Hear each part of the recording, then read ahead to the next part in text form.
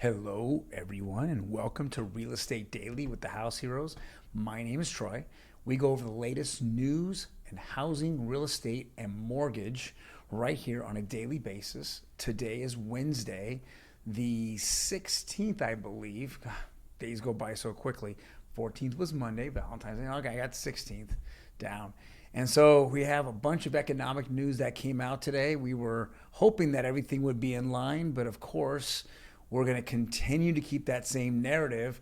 Good news is bad news for the mortgage and housing industry. And here we go. We'll start right off the bat with NBC this morning came out, and the economic news came out of Washington saying the retail sales surged 3.8% in January, much more than expected amid inflation rising.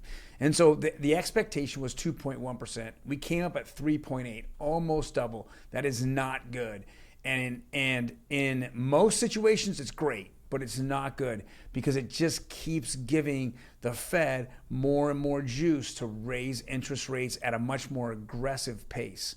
So now, we're hearing word on the street that, a 0.5 or 50 basis points increase in March from the Fed is almost a done deal, but now we're hearing murmuring of even 75 basis points or 0.75% of a raise because it's just being aggressive.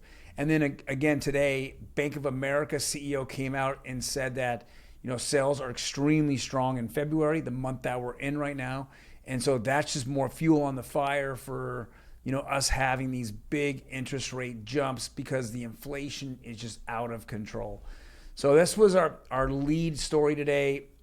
Again, good news is bad news and bad news is good news in the mortgage industry. And this was definitely bad news for the mortgage industry today.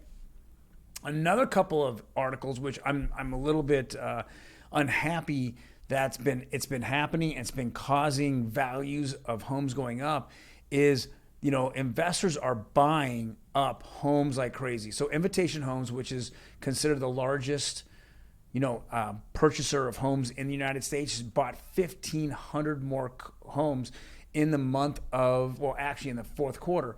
What does that mean, actually? That means that 1,500 families were unable to purchase homes, meaning that there continue to be less homes on the market than there are people. And this is a big, big issue. They're trying to make America renters, and the federal government is doing nothing about this whatsoever. And it's becoming very, very concerning, especially when we go to the next article here on Redfin, and it says real estate investors are buying a record share of U.S. homes. So now it keeps going up and up and up. And the very first line here was really, really disheartening for a lot of people that are looking for homes. It says investors bought 18.4% of U.S. homes that were purchased in the fourth quarter, a record high. So 1 out of every 5 homes were purchased by an investor. When we're in a housing crisis shortage, we're just seeing investors coming and buying them up. They realize that rents are going up and up and up, and they can control the rents if they're owning a majority of housing in certain areas. And this is what we're seeing. I'm going to pull this up a little bit. There's a graph of it being, back in 2000 at being 6%, and even in 2019 at, somewhere around 10%. But we've almost doubled that. We're at all-time highs of investors purchasing homes. So this is definitely not good. I have said this over and over. I'm looking for affordable housing. And as much as I don't like intervention from the federal government, they're intervening on everything else in the world. So why don't they look at making their citizens more homeowners and less renters? But this is not how it's going. And so we definitely need to figure this out. Otherwise, we're just, again, the housing market values are going to go up and out of the atmosphere for a lot of people, and we're going to have these big companies such as Invitation Homes or hedge funds coming in and purchasing houses. This is not good. Next bit of news here is the average size of a new mortgage just set a new record, which is very interesting. We're looking at $453,000 as the average mortgage loan purchase, which is crazy. I think that we're just seeing just this value of properties going up. Now, if you're a homeowner, you're ecstatic. There's no question. You're seeing your home go up. You're happy. You're not being involved in the inflationary issues with housing, meaning that, every year as a renter, you're going to see your rents go up. For most of you, some of you don't see it, but for most of you, you'll see rents go up. If you're on a month to month, you'll see it go up. So it's inflationary. But having a mortgage, a 30-year fixed, just keeps you at the same dollar every single month, even though your everything else goes up around you. You keep that peace of mind that you'll have the same payment every single month. So that's good. But it is, as there's more and more homes that are being purchased right now, those mortgages keep going up. And then the last article here before we get into our infamous interest rates is home builders' confidence falls as they wait months for cabinets, garage doors, appliances. We know lumber is in there. We talked about lumber yesterday as well. They're saying that, over the last 12 months, all these labor charges have gone up 21% overall. That's crazy. Now we know that, as the builders need more people, labor costs go up as well. But we're also seeing, construction costs and material costs go up and up and up. And so it's kind of put a little damper on it. I've said this, and I'll sit on my soap opera one more time here. The government needs to subsidize these things and make it affordable housing. And for these new builders, Lennar, KB Homes, whatever the builder is, let's go sell these homes to homeowners. Let's go sell it to owner occupants. Let's not go ahead and sell a portion of these homes off to invitation homes or investors who then turn around and rent them out. That is not what we're looking for. We need to have the government come in and subsidize these a little bit. They've been subsidizing everything else in the world. Let's go subsidize something where we can all take advantage of, or at least first-time home buyers can take advantage of. The last article here, or the last bit here, is about mortgage rates, and we continue to see them go up and up.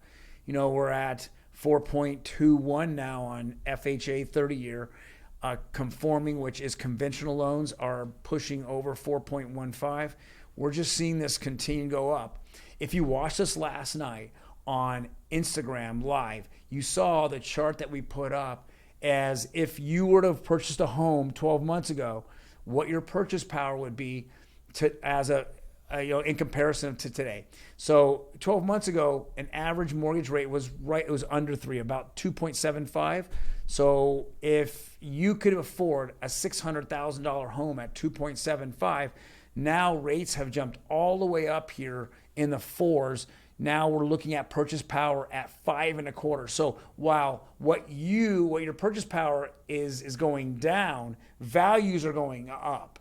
And that's what, they're trying to slow the economy this way, but it also hurts that first-time home buyer, and it hurts them severely, especially the ones that waited on the sideline, that wanted to save for more money, that thought this wasn't the best time to get in. These are not good options. If you can afford a home, please get in. Please get out there with a real estate agent, get with a lender, get a real estate agent, and look for a home, because there isn't going to be many left. And this housing bubble is going to be significantly different than any that's ever happened. And I say that in this respect, and this is my opinion, is that 12 years ago, the housing bubble of 2008, 2009 was built on 100% financing. Today, people have to put money down. And the more money they put down, the more committed to their house they are. And back in 2008, when housing prices peaked, they didn't keep going up. They stopped because there was no more money to give out at 100% financing, and then they fell. Today, housing keeps going up. So if you bought a house, let's call it a year ago, you have anywhere from 10 to 20% equity in your house. So if things were to get bad, you're just able to sell your home. Now, who's out there buying it? Well, we just went over 2 articles about investors sucking everything up because they know that rents will continue to go up. And if you can afford a mortgage payment of $2,500 to $3,000 a month, then you can afford rent that way as well. Keep that in mind. All right. Hopefully, if you liked what we talked about, please hit the like button. Otherwise, Share the video if you know anyone out there is looking for a home and they're looking at some of the things that are happening on the market, as well as hit the notification button. Notifies you when we drop this video every day. Otherwise, guys, we will see you tomorrow on Thursday. You take care.